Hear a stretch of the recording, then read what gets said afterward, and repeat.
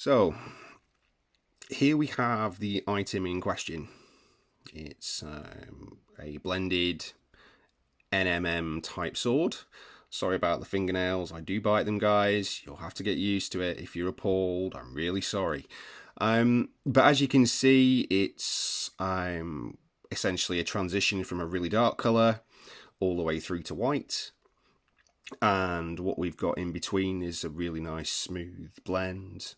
Now, what I'm going to try and do is give you guys really just the not the basics, but hopefully to just demystify this a little bit, and also to give you some kind of sense of what you need to have and what you'd need to do to get something similar.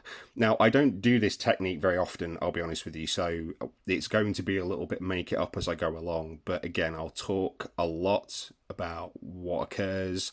I suppose what my thinking is as I'm going along, the problems I might well spot, the bits that I'm really happy about, and I'll try and point those out as well. And then with a bit of luck, by the end of it, you guys will be in a position to be able to go, do you know what?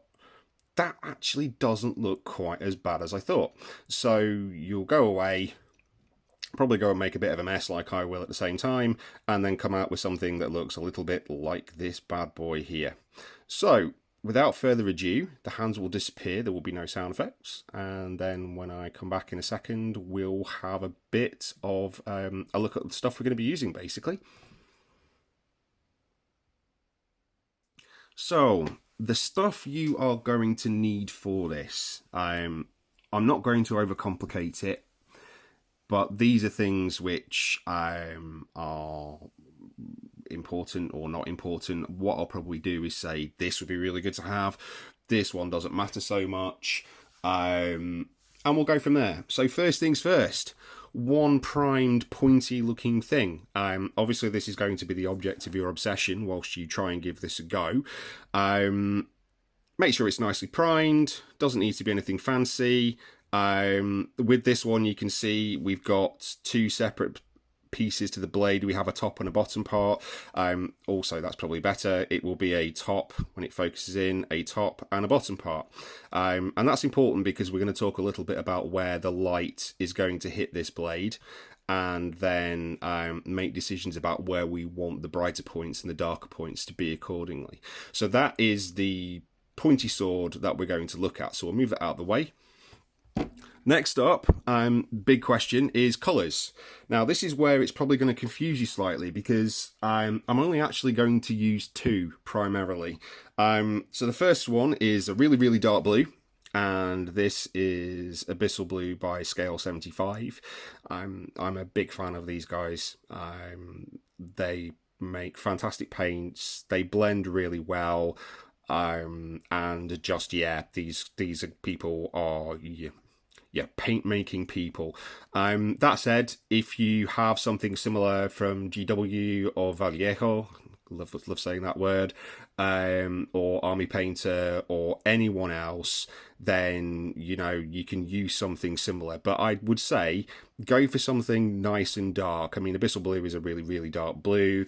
I've also got over here, so we've got a Reaper paint which is called, I can't remember the name of it, Nightshade Purple. Favourite colour in the world, by the way, but we won't talk about that now. And you can use any dark colour to start off with, so we'll pop that there. The other one, you probably guessed because you've seen it in my hand, is white. Now, that will become clear in a second, but the idea here is going to be we're going to create on a palette a transition of tones and shades. So we're going to have at one end of it this, at the other end of it that, and in between there will be various different tones which are a mix of both this and that. And what that means is that when we're painting, when we're doing this, please focus, thank you, we can dip in and out of that spectrum at different points and paint that on the mini, because it means we're in a situation where we've always got something which is just about right for anywhere on that transition. And that's a slightly confusing statement, but I think you'll probably get what I mean. And when you see me kind of dipping in and out of stuff, hopefully that will make sense. So, okay, back out with the sword, back out with the paints. Other things to have which are handy, which I've just thrown down. Cheap squeezy bottle with some water in it. Some people might want to put an additive in, and I'll talk about that additive in a second, but just having somewhere where you can just kind of blob a little bit of water into your paint if you want to thin the consistency down or turn it into a glaze or a smoother paint or a thinner paint to just kind of sketch in transitions and stuff. It's good to have that to hand. So rather than dipping a brush into a glass of water, hey, look, I mean, if you guys want to do that, again, great, not a problem. If it works for you, it works for you. And that's the most important thing here. Also, I talk with my hands a little bit, so you'll probably see quite a lot of that going on whilst I'm chatting. But yeah, having that water bottle just means you can go, oh, yoink, thank you very much, pour some on, and away you go. A brush obviously goes without saying. I like these guys. I make no secret of it. I just like the Artie Cypress brushes.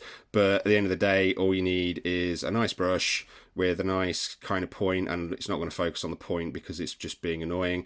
But yeah, once this has had the obligatory shove in the mouth and lick to a point type thing, then this will be your go-to.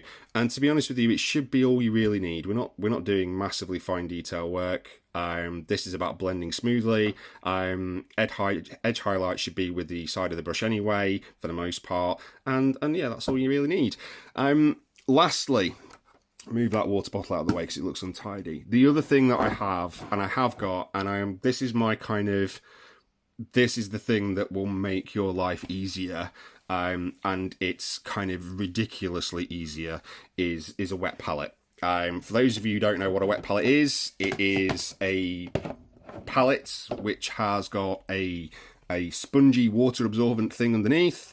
It has some kind of like porous membrane that sits on top of it. You put your paint on it, and what that does is it keeps your paint wet for longer and nice and malleable and usable for longer. And the spectrum that we're talking about putting on, which I'll kind of blob around here so you can kind of see it, is going to need to stay alive for quite a long time in terms of paint drying. So you want it on a wet palette because it keeps it going for you, and you can kind of mess around with it more, and that just means that you'll have more chance of being nice and smooth. So yeah, this is the one thing that I would stress will really help, and just generally on wet palettes. And you know, some people agree, some people don't, and you know, some great painters don't use them. I found for me personally that when I kind of made a decision that I wanted to start doing slightly more advanced stuff, like this kind of thing, god damn, focus, move that out of the way, we'll go here. So like this thing, or even, and I'll bring this fella in because I'm working on him at the moment, but again, we've got a lot of wet blending going on the flesh. As you can see, there's a lot of work to do, but yeah, so if you look at the skin transitions on this was because I was dipping in and out of loads of different colours all the time. So being able to have those paints live and being able to kind of, if you need something that's not on your palette already, you can just kind of mix between two different shades. That is so useful to do. And it maybe will make you rethink the way you paint, and that's certainly what happened with me. And that's just quite a cool thing. So yeah, these guys, I mean, this is a, you know, an expensive all singing all dancing one, because, well, you know, why not? I use it and it's a good one for that. But you can make your own. There's a ton of different videos out there on how to make a wet palette for peanuts. So, you know, give it a try. They are interesting tools to use. So yeah, there we go. So that is all of the stuff that we're going to use. I'll be back in a sec. Going to be a few edits in this, and then what I'll do is I'll very quickly pull together the paint spectrum, and then we'll see about getting some paint on this thing, because I know that's what you're waiting for. Mwah!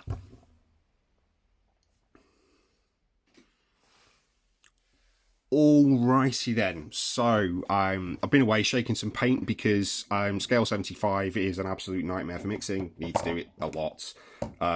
It's one of those paints which is kind of frustrating because you spend so much time shaking the bottle of paint that by the time you kind of pick up the brush, you can't actually hold the damn thing. So I've done that.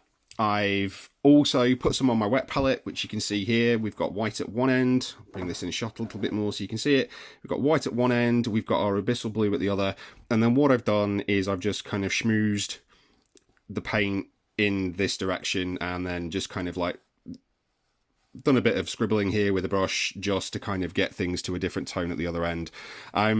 I'll probably mess with that as I go along, to be honest, because I'll probably be like, oh, actually, I could do with a little bit of somewhere in between this, and then I'll just take a bit of this, take a bit of that, do a mix, pick it up. And this is kind of where the wet palette comes into its own, because you're not having to constantly pour paint, you're not constantly having to transfer it to a different pot or something like that. You've just got it here, it's all there to work with, and it just makes things very nice and easy. So we're going to look for what I would probably describe as a mid-tone, and this, I would say, is my mid-tone here. We'll take a bit more of this, just throw it in, and a little bit more of the white, just to kind of give me a bit more of that to work with. Because what we're going to do is we're going to start off by going for quite a strong contrast between what is going to be our darkest point, which is going to be down here on the top of the blade, and the mid-tone, which is going to be around about the middle of the blade, and then the highlight, which is going to be at the top of the blade. This is where you're going to have to bear with me whilst I try and work out how to paint this in the right angles, whilst also making sure that I don't make a hash of it.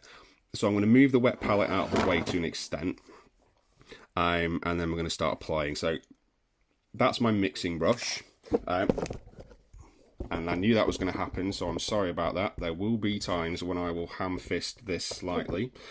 So let's just look at that again.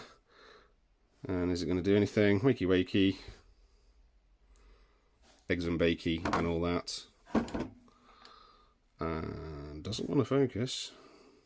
Yeah, it does. There we go. Okay, so we're going to take some of our darkest colour and we're going to lay that into the shadow along the top of the blade. So we've got some abyssal blue. Just get some of that going on. And then we're going to look at sticking a fair old amount just down the blade. Now, again, this stuff is not super thick. So what you'll see, the way that I've got this set up, is that it is mainly almost like a glaze consistency. I've then got some of my mid-tone here, which I've just kind of thrown on my brush. And then I'm going to just overlap that edge and just drag that up the blade. Now I'll go back in with my darker shade again. Really reinforce that. That's good. That's a start. Wet the brush. Give it a little bit of a wiggle. Doesn't need to be perfect. And then we'll take some more of the mid-tone, maybe some of the lighter end of it that I've mixed. And we'll just run that over the edge of the top point where we've got our lightest tone.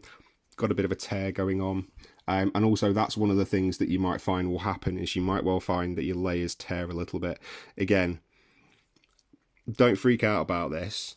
It's one of those things that will happen. And the main way to avoid doing it is by basically letting a layer dry. So, okay, so you can see we've basically got dark, mid-tone-ish, light point. So I'm assuming I'm going to describe this bit as the top of the blade. What we're going to do now is we're going to go the other way.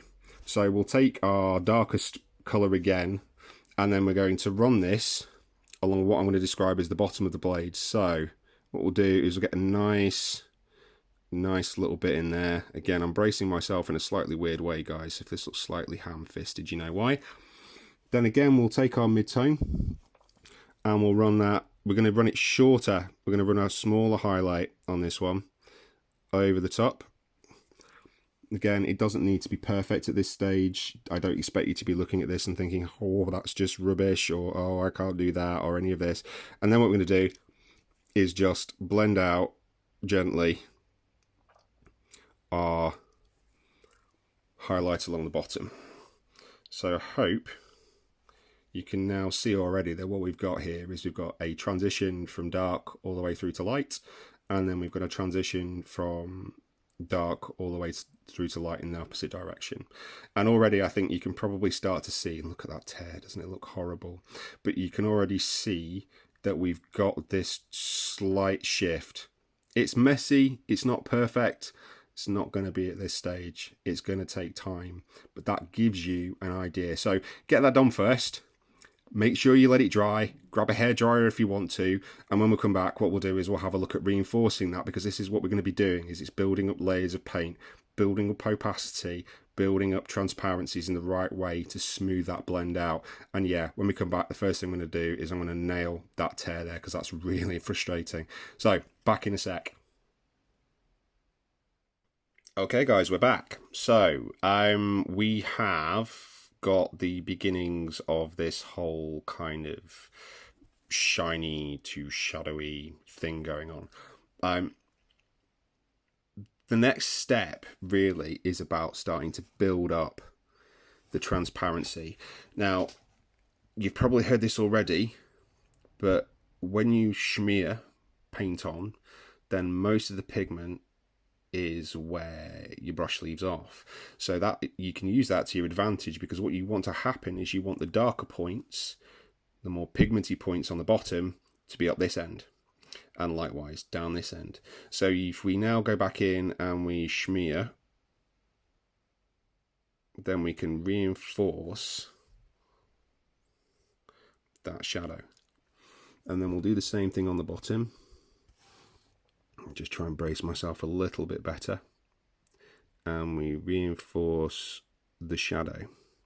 Now as we go along, this will get darker and darker, and will mean that you have got a nice transition. So we're going to take some of our midpoint again, and we're going to just quickly have a look at this tear. So what we want to do is we're going to work over it, and we'll just stipple a little bit more pigment in there, just a little steeple, and just draw that up over our lightest point. And then we'll do the same thing on the underside. Again, we've got a little bit of a unpleasant bit just here, if you can see. So what we're going to do is go just over that, stipple it out, and just get some more of our white quickly.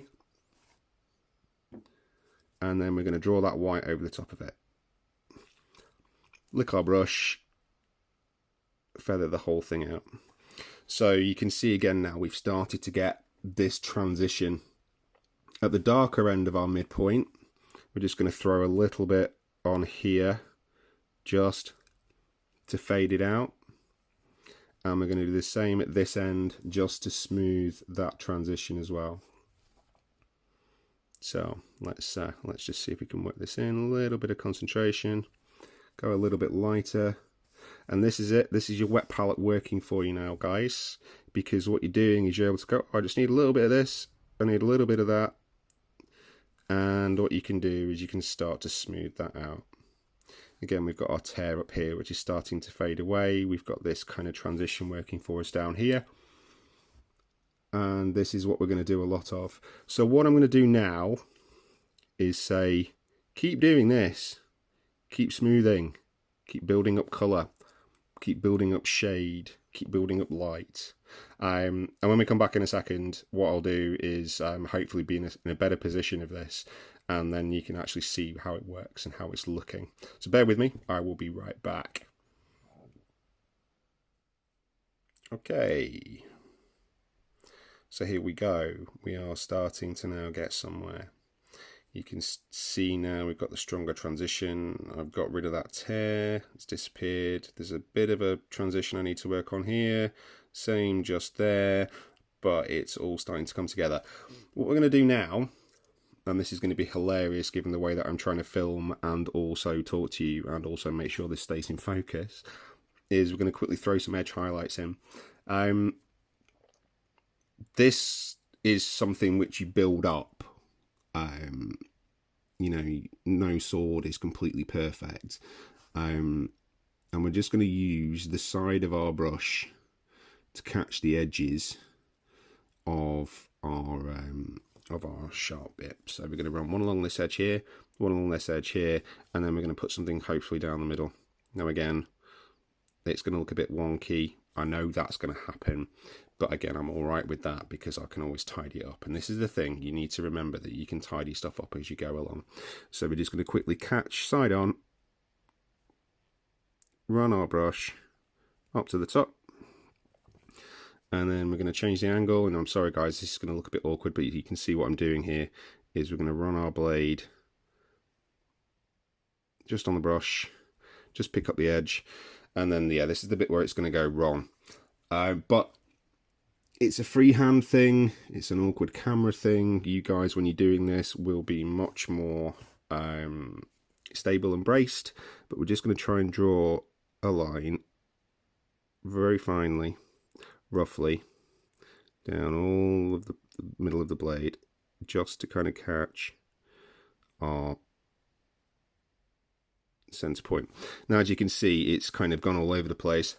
If we wet our brush slightly, hopefully what we can do is we can just thin some of that out, and we've got our blacks or our darker shade still on the palette. So what we can do is we can just tidy that up a little bit. There we go. And we will keep reinforcing this edge highlight as we go along, just so we can kind of catch some reflections and to kind of keep going on that. But now, for now, what we've got is a situation where we've been doing that. Our transitions are all dry, so we can go back in. So we've got this little kind of bit here that I'm going to fiddle with. That probably needs to be a bit lighter. There's a little blob just there. Let's see if you can pick it up. Can you pick it up? Yeah, there we go. You see it. It's just a little bit untidy. So we're going to go over that with some of our kind of mid-ish tone. Move it in the direction of the lighter colour. There you go, it's gone. We need to just quickly fade it out. We'll use some of our darker colour. Throw that on. Get some focus. Throw that on here quickly whilst it's still drying. And then just blend it out. And there we go. That looks better already. We can keep titivating and fiddling, and you know, this is kind of one of the things you need to do with something like this is your backwards and forwards. It's a little bit here, it's dab a little bit of that on, pop a little bit of this on, and eventually what you'll do is you'll get to a point where it looks comparatively smooth and you've got yourself quite a cool looking little transition there. So I'm going to try and work on this in a little bit now. I think you've got a rough idea of what it is that we need to be doing. I'm going to go back, edge highlight, go back, blend, faff, darken down the darks, brighten up the light bits, get that transition nice and smooth, and then we'll come back and have a look at it once that's done.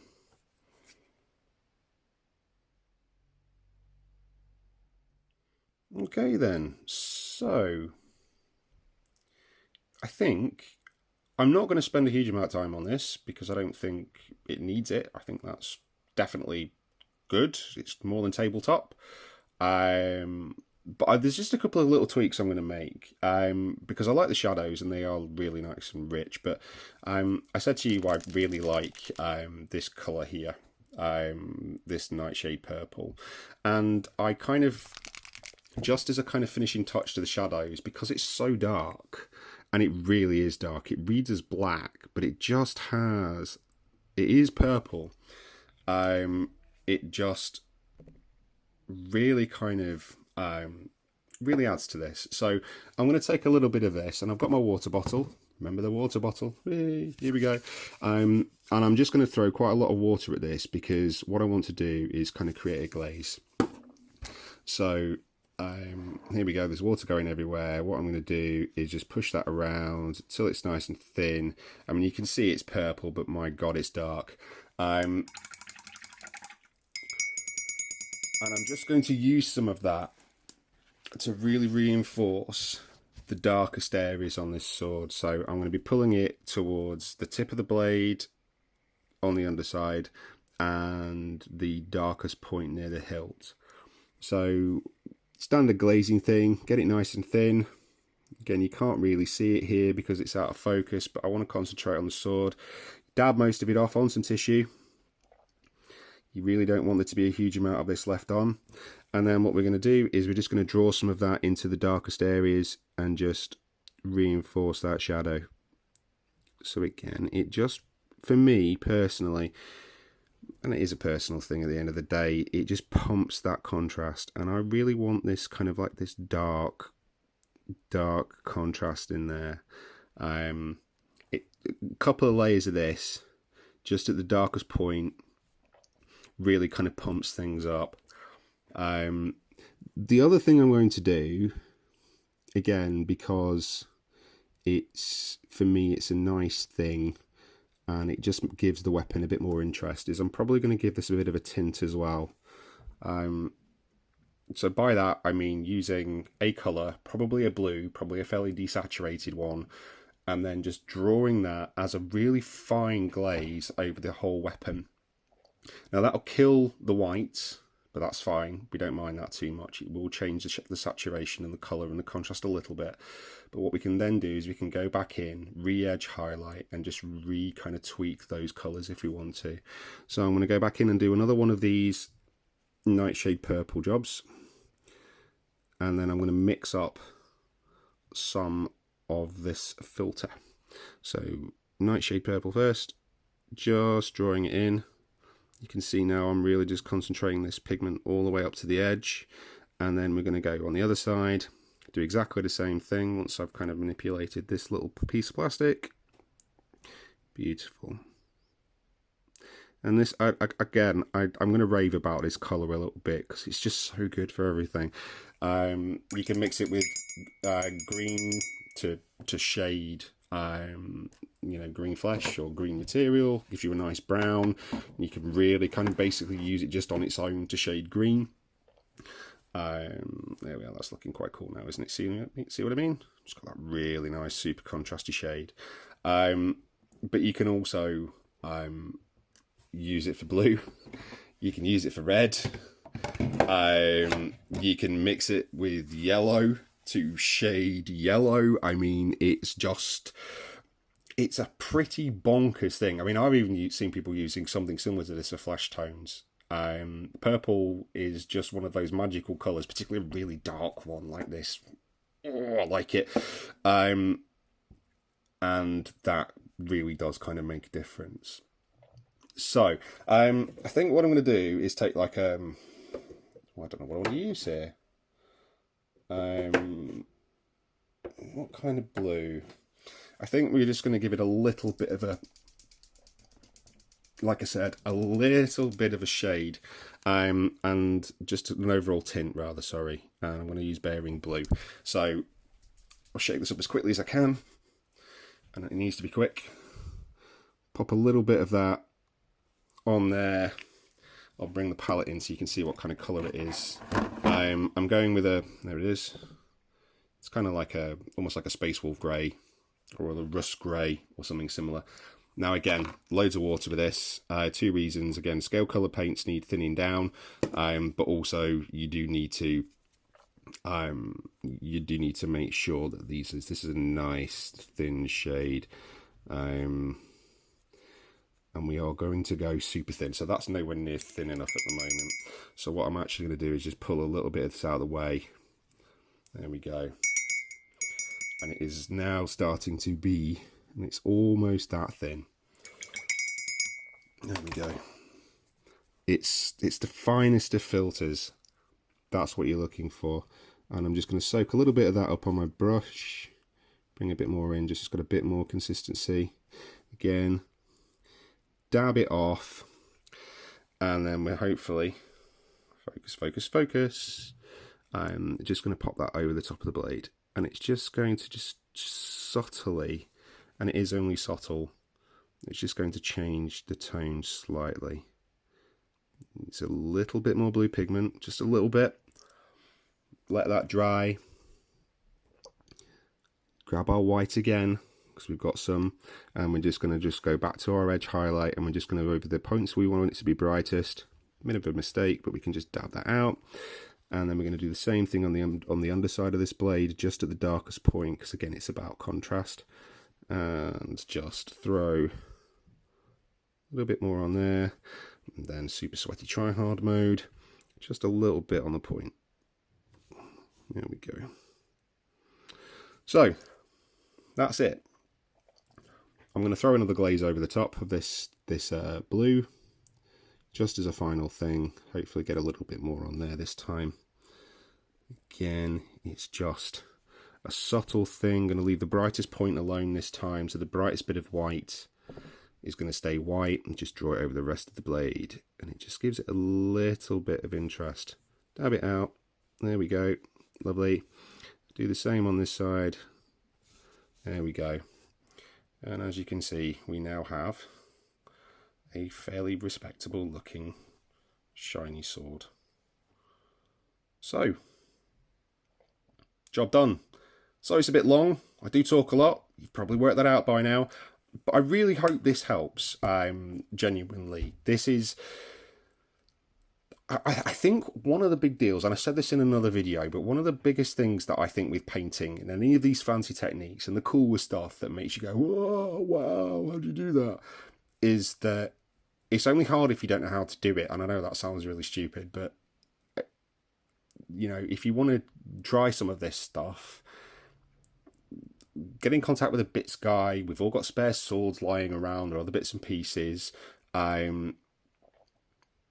Prime one, kind of do something like this, and then just give it a shot, because you know it's one of those things. If you find out all of a sudden, wow, this is amazing. I feel this is like so cool. It's a really big rush as well when you do something that you've never done before, and all of a sudden it turns out a lot cooler than you thought. I mean, fun fact with the original one, this I spent, I don't know, about an hour or two on it, and I'd watched a couple of videos, and this was my first go. And I know you guys are probably going, oh, it's annoying. Yeah, and you know, I'm not bragging. Genuinely, I'm not. I'm just saying that you can do this. Have a bit of faith, be awesome, and crack on. So there we go. Two slightly different looking shiny swords. Both very cool. And yeah, go and sort out your own. Okay, thanks a lot for watching, guys, and I will catch you later.